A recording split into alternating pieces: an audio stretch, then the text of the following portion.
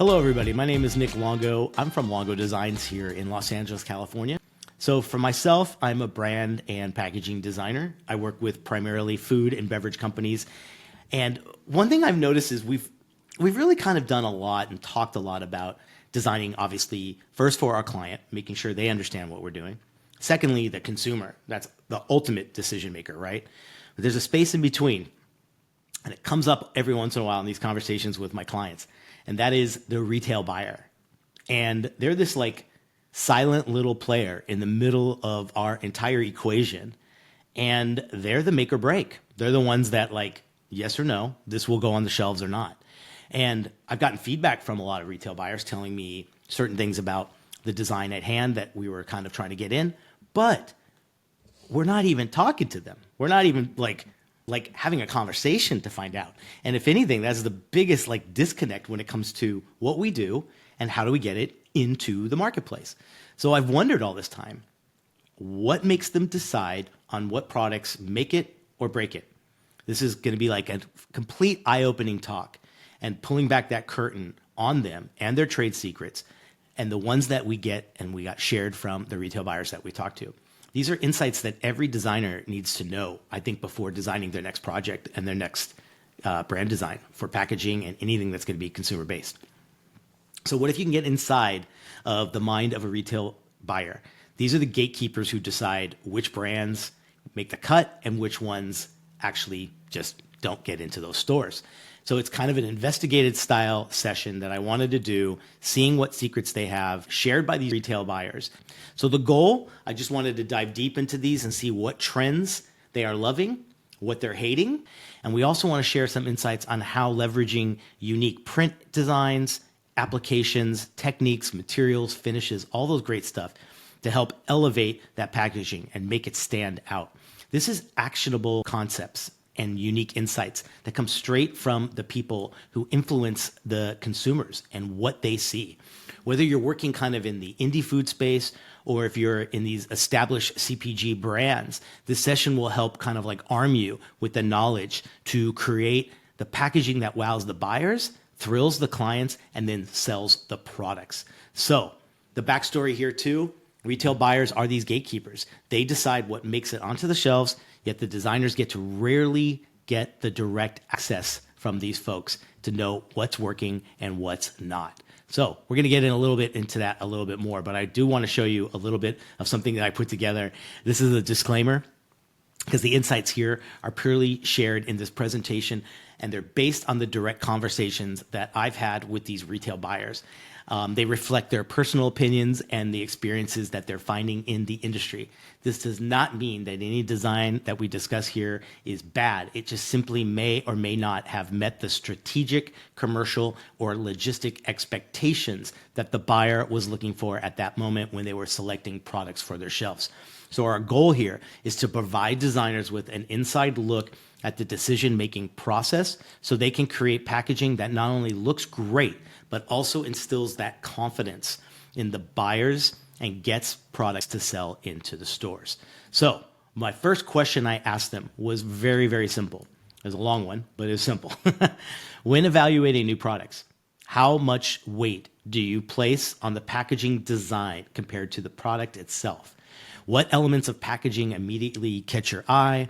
And what makes you want to learn more about the product? So some of the stuff that I got was very interesting. Here's some feedback directly from one buyer. Initial evaluation. Packaging is the first thing assessed. Everything, color, type, the box, the pouch, the can, whatever it comes in. That overall appeal, there's going to be a quick yes or no decision. There's no time spent here. It has to be very quick, and buyers have an initial reaction to something for a yes or a no. She also said it's kind of a comparison to like dating apps, the idea of consumers judge these things so fast, and it's just as easy as swiping on a data app. So that decision-making thing is super quick. We want to give it our best bet. Deeper evaluation, she says that if packaging is appealing, attention grabbing, and it shifts to product details and materials and desirable, that purchase is definitely intent and has a lot stronger of a chance to be found or to be purchased. There are key design factors, obviously color, fonts, the things that are catchy to the consumer. Those seem to be some of the biggest influences, and we'll dive a little bit deeper into that as well. And then there's category specific considerations. Packaging expectations vary by the industry, just like health and beauty and things like that. Think of the industry that your product is in and what specific things have to be there to really help highlight those benefits. This one retailer came back with some stuff. He said information clarity. Once a consumer engages, typography and content and layout become critical for conveying that information. Bad product, good packaging. He said that many times a great package is awesome, but that could start the sales, but a poor product prevents repeat purchases, hurting the brand in the long term. Next up is retailer expectations. Retailers prioritize products that sell consistently. They want to avoid slow-moving inventory. That's common sense, right? But if you think about it as well and say, wow, I want to design something for consistency. Thinking that way alone just might be a huge game changer in the designs and the stuff that you create for your clients. And lastly was retailer resistance. Retailers often reject unconventional packaging in the past, but now they seem to be embracing it with the success of things like Liquid Death being water in a can. That was, a totally different spin. So sometimes this kind of consumer demand, if something has really done great, that will force the adoption in the future. This one retailer had a great comment. Packaging is everything. It's the gateway to the product.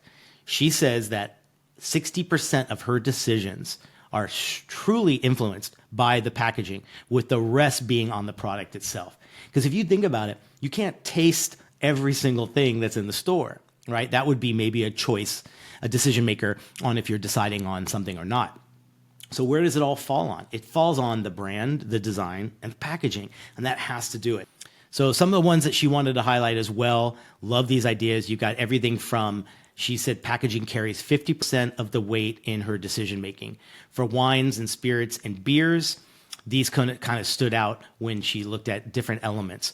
Number one, premium materials like foil stamping or textured labels, and you can see that in this one here as well. Secondly, unique bottle shapes and things that are innovative for, like, think of wax dipped tops for craft spirits and things like that.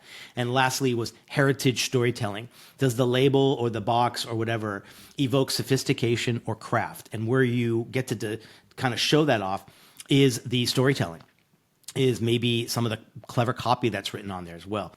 Number two, what design trends are you currently seeing in the food and beverage packaging that you love? And are there any trends that you think are overdone or ineffective?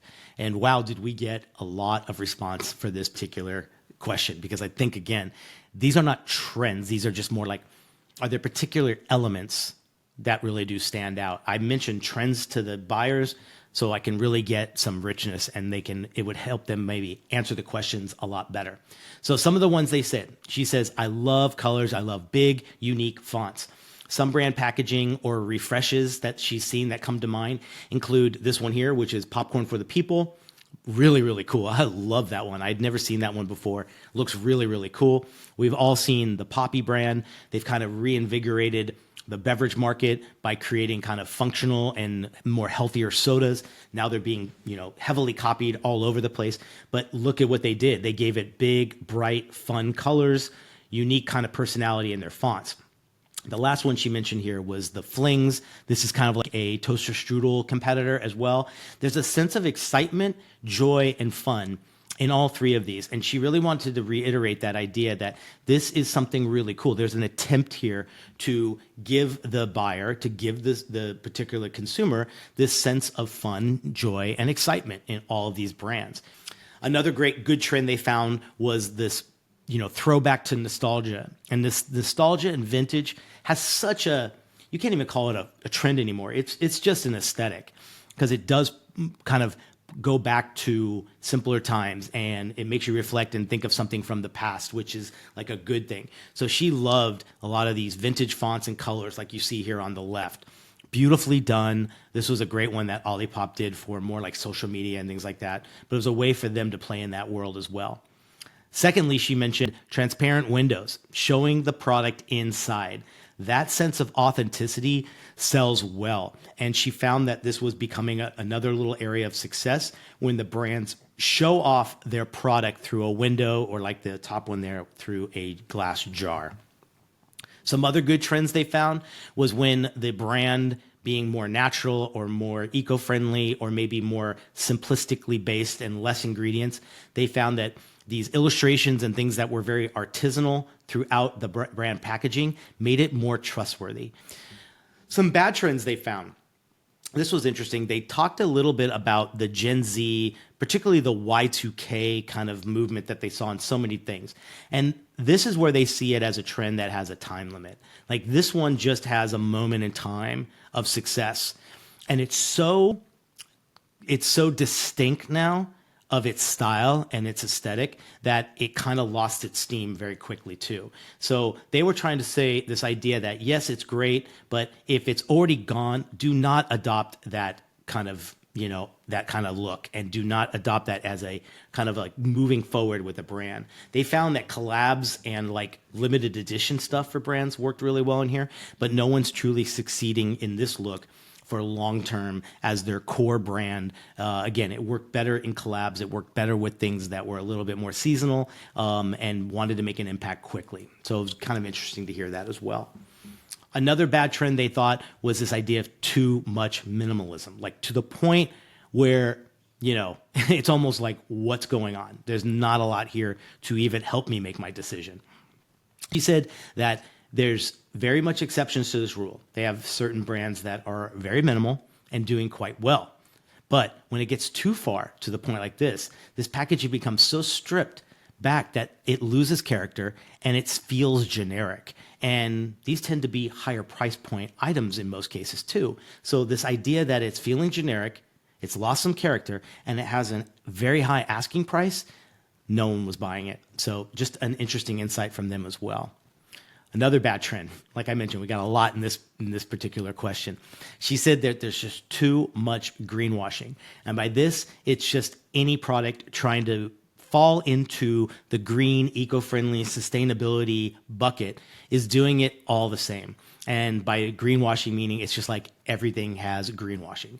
This was just a greenwashing search in Pinterest, and you can see it already knows that this is a trend happening. And some of these brands, you can pinpoint a few here that are probably doing quite well or doing good. But as a whole, they thought this emphasizing nature benefits, eco-friendly, all natural, whatever it was, if it is not backed up with evidence, meaning there's some proof of the advancement or the benefit you get with this product, it fell flat. So good to know as well.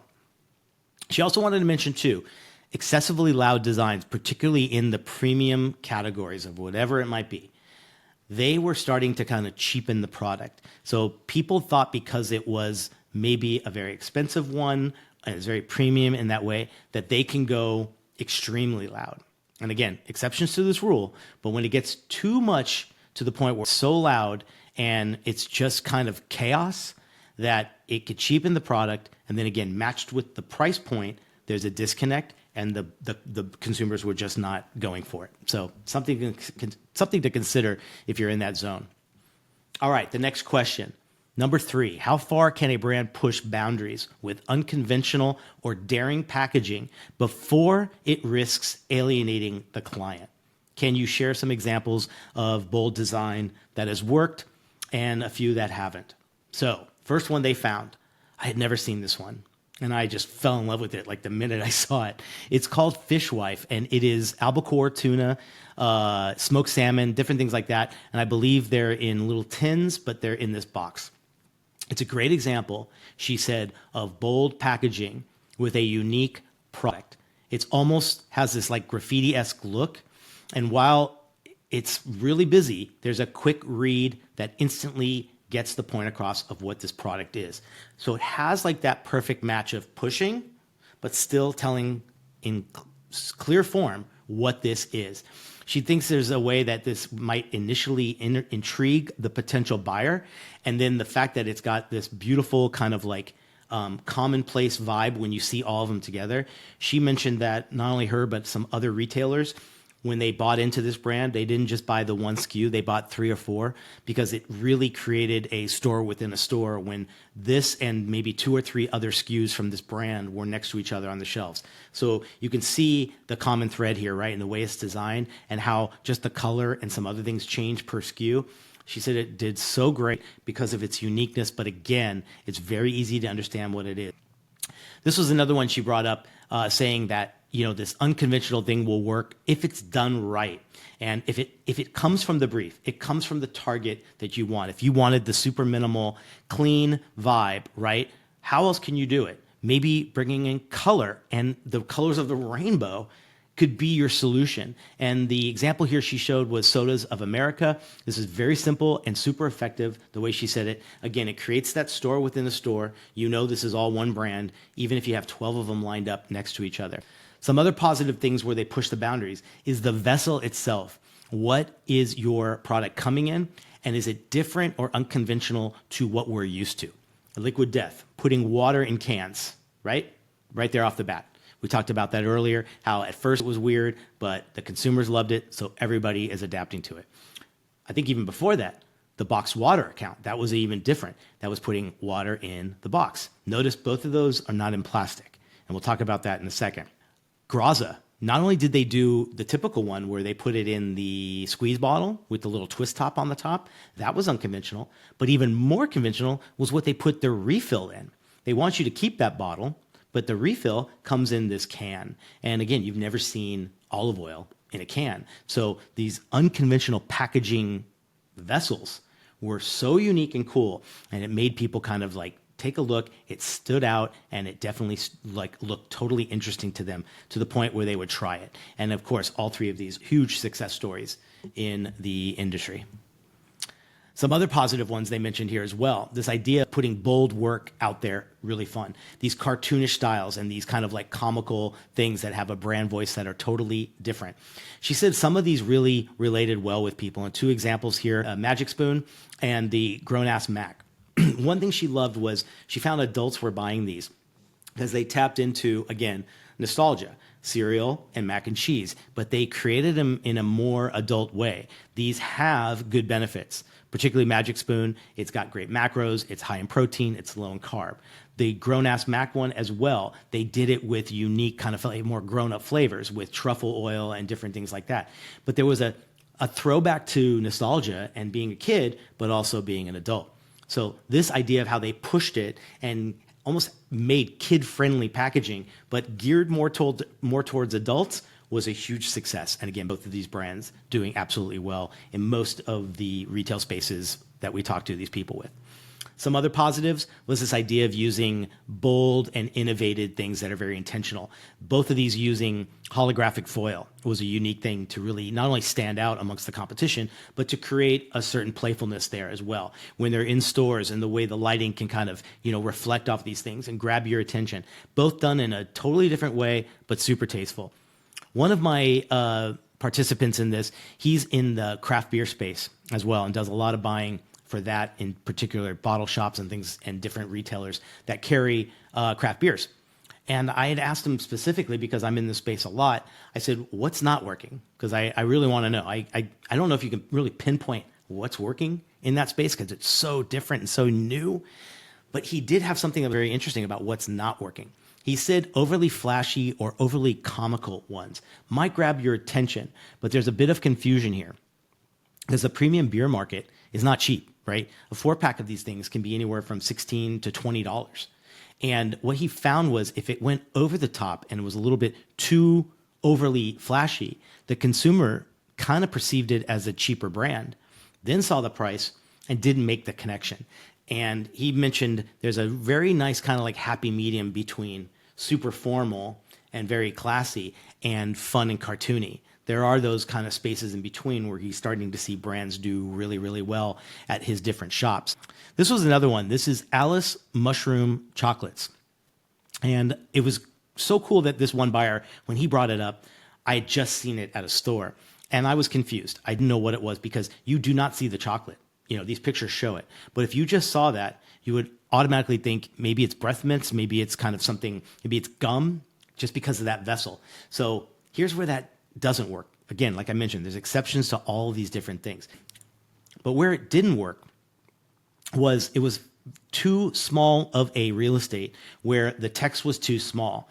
And he wasn't that confident that people would explore further when they saw this. It might have grabbed their attention, but if there wasn't a clear definition of what this is and what the benefit was, particularly at the price point. I can't remember what this, I think they were $20 to $30 per 10. So people just instantly were not drawn to it because they didn't know what it was. They saw a super high price and it was an extremely wrong situation. I think what he said was later on, they've created some in-store displays that help describe what it is now, and obviously using better images and photography.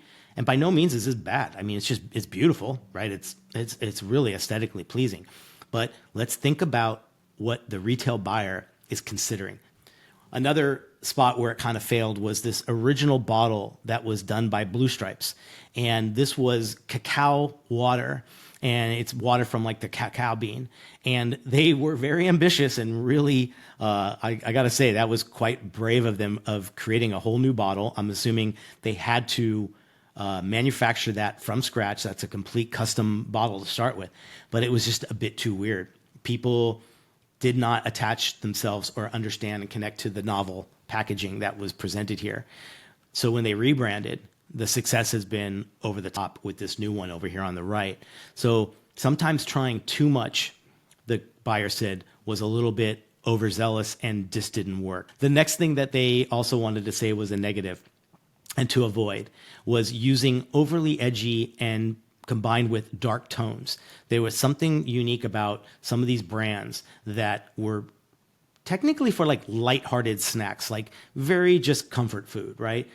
Love the way that she put it. She's like, a lighthearted snack shouldn't be overly, thought out. Let's just make it simple, easy to get, and enjoyable to eat.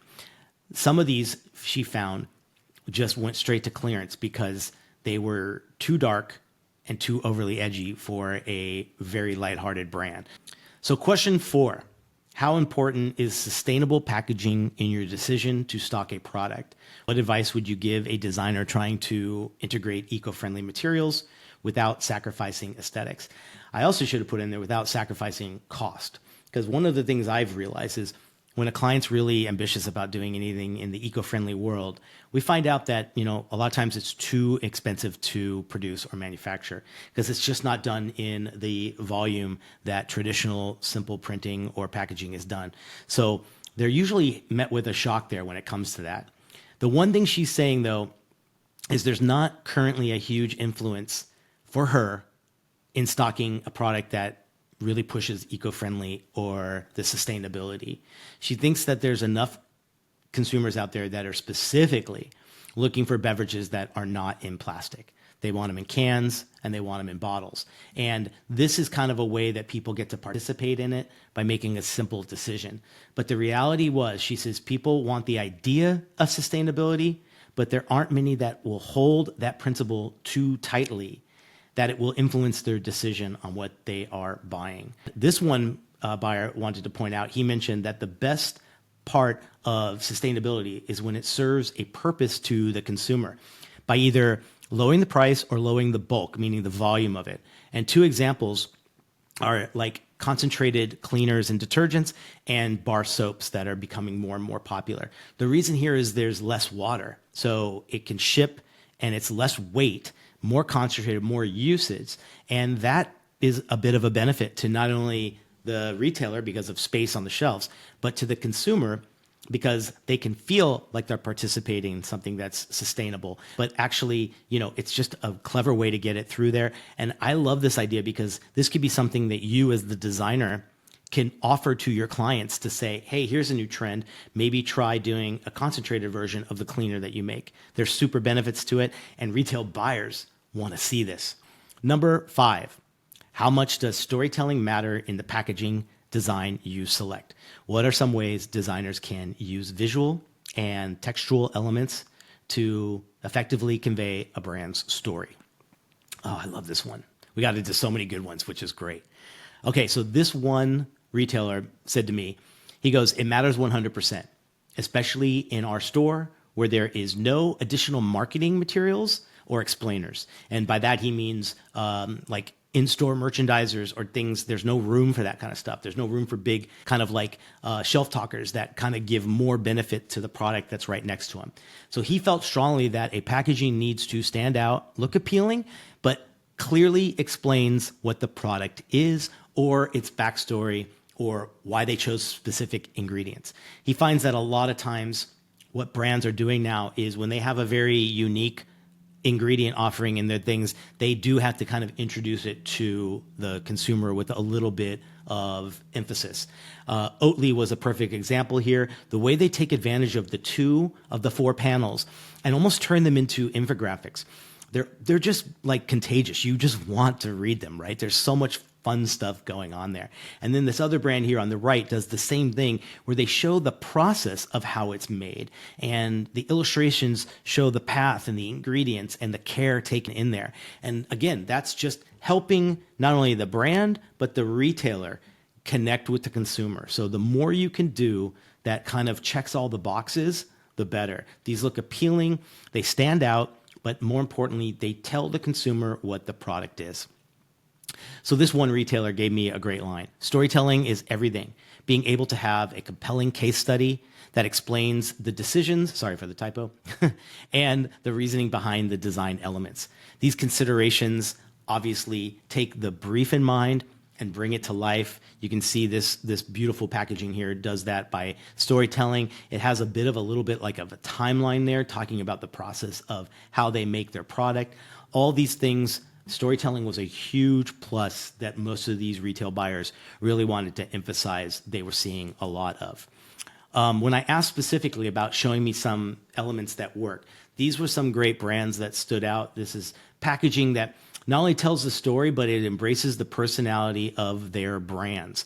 The Archer grass-fed beef jerky really does a great job of talking a little bit more about the brand, the ingredients, the flavoring. The backside has a lot of it there as well. Siete has been really on the forefront of this kind of like no seed oil thing. So they really tell that story on the front and the back. And then this was a really cool one, these Hydrostar pimple patches. I thought was really, really cool. I've never seen this brand as well, but neat to see that a unique small boutique retailer brought this one up to me to say, like, just love the fact that they took something that's, the last thing you want to buy, right? Acne products. But they did it in this fun, positive way that really encourages it. And young folks have really kind of gravitated to this brand. They think it just signals enough to the consumer that they're looking for a solution, but you can have fun with it as well. And I just love the fact that they were doing it such a great job and a very unique packaging solution as well. Some other things here, storytelling is essential. Customers want to know the why behind the product. We've heard that so many times, right? The narrative-driven taglines, the copy that they write. Are they telling a story here?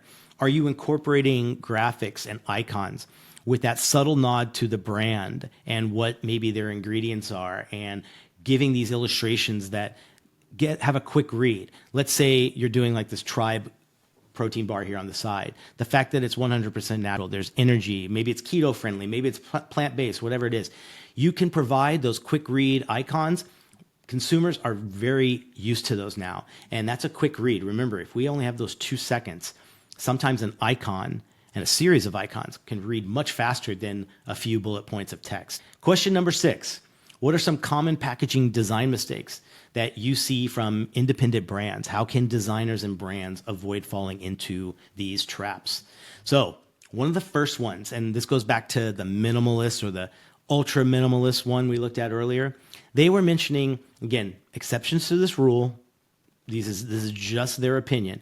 But when we do things that are either full neutral plain color palettes or black packaging, they tend to not do well. There's a disconnect. There's this kind of like everything they look for now being fun, excitement, positivity, whatever it might be. This goes fully against it. So yes, there might be exceptions that you can find that are killing it out there in the marketplace. But as a whole, if they got something like these four she had mentioned, they might go back to the retailer and say, you might want to reconsider this before coming into our space. The other thing she mentioned too is that brands need to find their own route. She says it's okay to get influenced by the success stories out there, but we should not copy. And that's a huge thing we all need to hear. I think I've been guilty of this a few times in the past, but nowadays I kind of like play off of the line. I want my clients and my brands to lead, not follow. So again, like look around, get influence, see what's working, see what's not. Use a lot of this insight to help you out. But if you copy something so blatantly, you are just following. You are second place before you even entered the field. So she mentioned that as a huge part to kind of avoid. This one retailer gave me something. He said, make it clear what the product is and avoid an overload of text and just design elements that do nothing to help you find out what the product is. He said, people don't read. You only have 2 seconds to catch the eye. And, we talked about that earlier.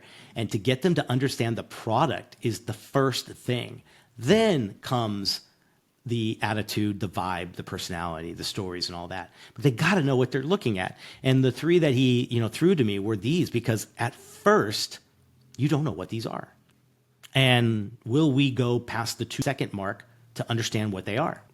Here's another one. Most young brands focus too heavily on what they are and not enough on who they are. Almost everything we've looked at already, a lot of these examples, there's a who right off the bat, right?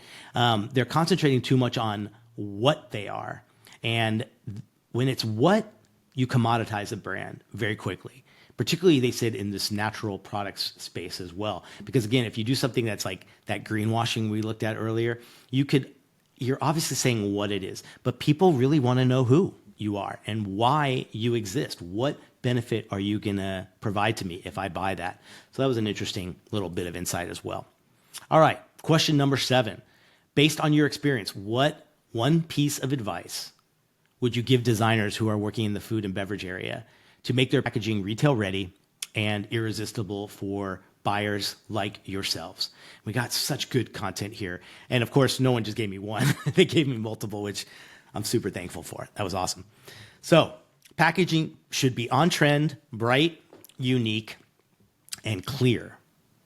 Yeah, all three of those. Like looking at some of the examples they gave me here, again, they have all the personality, all the funness, all the positivity, whatever it might be. Some go retro, some go a little bit more minimalistic, whatever it might be. But they're all bright, unique, and clear. And I think that's a great thing to kind of keep in mind, even in your discovery deck with your clients. And tell them that up front so we are not doing anything wrong. We are in line from the very beginning. It's a great, great kind of advice to live by. This was one that one of the buyers said, and he brought it up because he has asked a few of the really good selling brands in his store. If you don't mind, I'd love to know about your design process. What got you here? What gave you, how did you get to such a successful brand? Because it's doing quite well in our store. And a lot of them said the designer worked with them hand in hand with a mood board that has successful packaging. And most importantly, it identifies the key elements that you are hoping to get. So if your whole key element was, fun, exuberant, exciting, vibrant, all these things, find the mood board, build that mood board with those things, get those key elements in there. If it's really important to discuss the ingredients and what their benefits are, find a mood board, put together a mood board of brands that do that very, very well. Then you replicate it in your own way. So building that case study, that mood board or whatever it might be prior to designing is not just about the aesthetics, but it really is about features too. Packaging is so infographic, right? It's all informative. So find those little things that really work great, that you really want to emphasize in your branding and your packaging design. Show examples of it and get the sell-in with your client right from the very beginning. Here's a great one. You don't need to break the mold, but also find your own path. So again, it's kind of like, not breaking the mold means there's something familiar there, But finding your own path means there's something unique and surprising. And that goes back to that Maya principle. That is exactly the definition of that. And so great words of wisdom here by this one buyer. Here's another one. Just stay true to the brand core values and work on telling a compelling brand story. If you have those fundamentals, your design will be easier to execute. Yeah, I mean, totally. I think I've been guilty of this too, building a great brand core value and everything. And then we start veering off into other areas because we're not staying to it. And I think our job is to be the person that puts the guardrails up to stay in that line, because if that's what's on the sales sheet and that's what's on all those things that you're communicating to the retail buyer, and then it's in the packaging, you're in line already. And I think it's going to help kind of sell it in even stronger. Love this one. This was given by a retail buyer, but it was by this gentleman, Frank here. People ignore design that ignores people. Gosh, I'm going to make a t-shirt of this one. It's so true. Some of the things we looked at that were kind of on the negative side, or the ones that just didn't work for some of the retailers, I kind of think that sums it up in a nutshell, right? Maybe they just kind of were ignoring people. They just did something aesthetically pleasing. But again, we have to address the consumer and that retail buyer. So the more we can do that, the better. Do more with less. Don't complicate packaging. Don't decorate. And yeah, been guilty of this many times. I just kind of like finalized a project where we're on hold now because we have gone so far past this time zone that it should have been.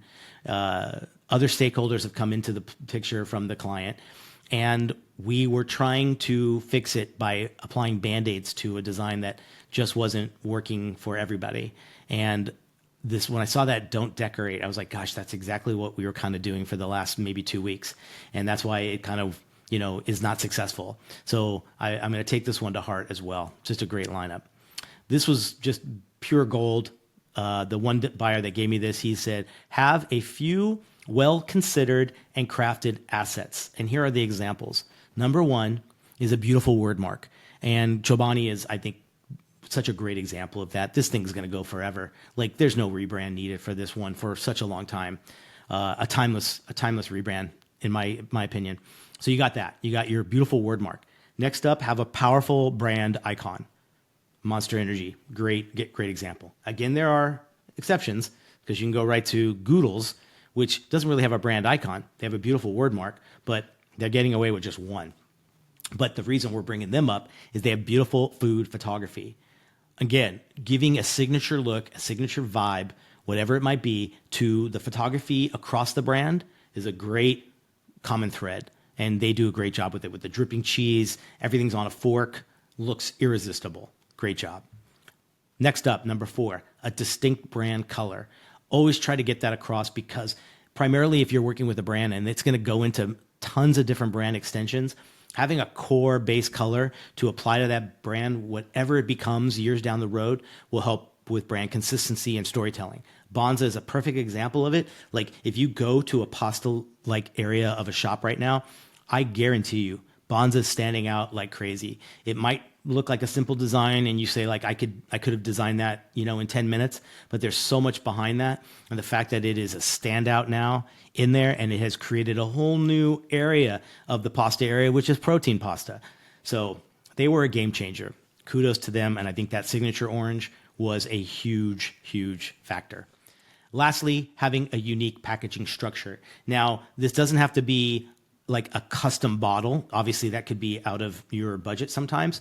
But even like we saw with Graza, boxed water, Liquid Death, the idea that they chose an uncommon packaging structure for the product at hand could be really cool. Again, the Alice chocolates wasn't so much there. So there's consideration that has to be taken into consideration for that one as well. So keep that in mind. But this idea that the signature structure is so identifiable from far away. It plays off the Coca-Cola bottle shape, that idea that it's iconic. So keeping that in mind, either with low budget or high budget, you can do this in any way. So these are some really good, well-crafted assets to consider as you build your brand, and this is straight from the retail buyers. Lastly, I asked them for some favorites. I wanted them to tell me what standouts were there? Like, let's just talk, overall. And they had some really cool ones.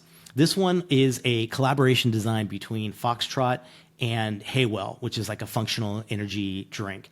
And it was just this random collab, totally clashing design elements, right? You have this minimal spin from Haywell, and then you have this very interesting kind of like, sticker-based kind of vibe from Foxtrot. And for some weird reason, and the buyer couldn't even figure it out themselves, they just said it was the perfect combination, the perfect chemistry, and these collabs are really, really something unique to think about as well. That could be a whole conversation on its own. Next up, the David bar. These done by my friends at Day Job, an incredible team, groundbreaking graphic design in all of their case study examples. And this one just, I don't know how you explain it and its kind of popularity, but number one, it's the product. This was done by the same guy that created the RX bars. This is like his second dip into the kind of world of protein bars and things. And his whole idea here was he made the ultimate macro, solution to a protein bar. Super high in protein, lower in calories, lower in sugar. But the guys at Day Job just did a fantastic job of kind of tapping into the David statue. It's like perfection, right? And this being perfected protein, all these things line up, and the name, the font choice, everything is just so bold and daring, and it is doing extremely well all over the place. Here's another surprise to me. I had never heard of this, but it was called the Not Fried Chicken Ice Cream. This is not chicken. This is ice cream, breaded in crushed cornflakes, sold in a little bucket. I love this product. It's like the dream client, right? I'm sure we can all agree. But the idea here, it carries all of the positive stuff and the do's that we've talked about in this whole presentation. Eye-catching, easy to understand, unique selling proposition, clarity throughout everything, personality in the font choices, in the cute little illustrations, but the fact that it's something so unconventional, and apparently it's done incredibly well at the two different retailers I talked to that sell this.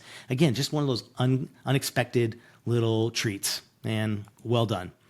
Another one here, Chai Baby. People were freaking out over this one for some reason. Again, the retailer had no kind of idea as to the success here, but when they made this little Chai Baby one, apparently the whole brand just took off. So maybe it was the idea here of like making a more portable, smaller, on-the-go thing of a favorite that was typically held in bigger sizes and in their refrigerator.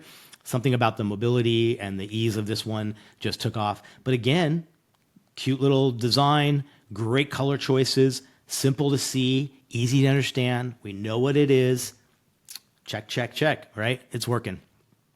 Another surprise I'd never seen was this Sunlips orange wine. And again, super, super understandable of what it is. Has enough blend of kind of new and nostalgia and familiarity, right? Things there, and a little bit of surprise. So another one too, like I just love this one. It's not my design aesthetic, and I've never done anything in this zone, but I can super appreciate this vibe. Does it have longevity? Time will tell. But I think this was so neat to see one of the buyers call this one out as a really great example. Stop the press. This thing is the favorite thing I've seen in so long. And I'd never seen it before. One of the retail buyers brought this up. It's called Juice Runners. It's a Paloma remix.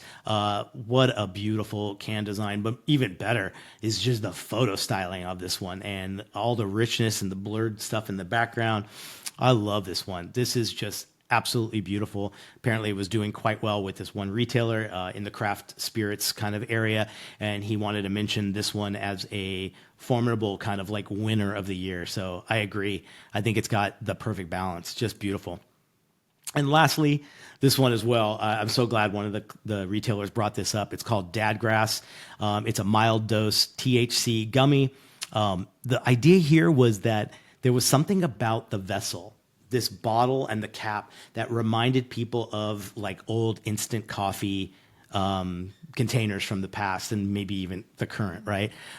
You know which brands I'm talking about. But there was something here by calling it Dadgrass, and I think you probably guys have seen like mom beer and some of these other things that are girl beer. I think it's what it's called. It's so funny that they're like pushing it to one demographic, but that just opens it up, I feel like, to everybody. But also too, there's a bit of exclusiveness here. This is like, a dad might grab this. Who knows? It's talking primarily to them. Their photography, their style, their brand extensions has now gone into leisure drink. I love the name that they're using. The copywriting on this stuff is so good. So again, thank you guys for so much for telling me some of these ones that were the real highlights and the ones that you wanted to call out. So to end this, how do you use this info? What could you do moving forward? Number one, look at your existing packaging designs, the things that you're doing. Look at them through the lens of a retail buyer. They have to make a big decision on, is this thing going to sell or not? Give them every advantage and opportunity to pick yours and the one you're working on with your client over anything else. That goes without saying. Secondly, does it communicate quickly? And that's a good point for us to be a little bit more subjective or objective with our kind of design work. We should be looking at it through the lens of someone else and asking, does it communicate quickly? We're the best judge of character on that. And if you can't, show it to somebody else. Show it to a trusted friend or family member. You never know if that's going to be something that they might bring up and be like, I just don't know what this is. You know, because you've been working on it. Third, is it shelf ready? That's another great thing to ask for. Size, scalability, size of the copy, right? Print this thing out, put it on a vessel that's the same size. Put it at kind of arm's distance. How does it work? Is it easy to read? How will it do on the shelf? And last, does it stand out while still fitting in the industry? Best thing you can do is take a picture of the area that your brand or your client's brand is going to live in and see how it compares to the other brands that are in that space. Next up, think like a buyer, not a designer. Remember, buyers prioritize the confidence, the clarity, and the sales potential of what they're looking at. So think of it in that way, not just purely the aesthetics and like, this looks beautiful. Every design decision should align with the expectations of the consumer. And now we're filling in that blank of the retail buyer in between. Refine your presentation strategy. When you're pitching to clients or retailers, if you ever get that chance, focus on how the design solves the problem for that particular person. It has to meet certain criteria, and you want to make sure it's not just about how it looks, but how it communicates. So throw that in, talk about it when you are presenting. They can't fight against data like this. They can't fight against a green or the font choice or whatever that might be. But what they can't fight about is the data and the knowledge and the expertise you're bringing when it comes to connecting with the consumer and now the retail buyer. Educate your clients. Here's something you can do. Use some of the stuff we've talked about today. Have that be part of the realities of your conversations with them. When you're making decisions on the packaging, when you're making decisions on the design, go back to some of this stuff and kind of use it as your kind of, leverage. This will work better if we do it this way. It's well-informed and it's helping your client be more educated in that vibe. So if we can get them on our side and be understanding of all this value and insights, we're both going to win. Ask the right questions. There are so many different things that you can do. Where will this sit on shelves? We talked about that earlier. So identify that immediately. What competitive brands will it be next to? And what makes a buyer say yes? And I'm doing that with everything now. I'm literally looking at through that lens. Will a buyer say yes? I don't want anything on there to confuse them or to maybe mislead them. Make sure you're checking all these boxes to make sure it really, really works. Well, guys, that's it. I hope you use this knowledge strategically. It's something great that you can do with both your client and hopefully have better chances when it meets and gets to that actual retail buyer. I hope this deep dive into the minds of these retail buyers gave you some new insight into your packaging design and how you can take it to that next level. And remember that the great design isn't just about looking good. It's about building confidence with the client, now the retail buyer, and eventually the consumer. So thanks so much for tuning in. If you have any questions or want to connect, you can reach out to me anytime. I'm at longodesigns.com. That's my website, and all the links are there for any other kind of connection that you want to check out. Keep creating, keep refining, and I'll see you next time. Bye.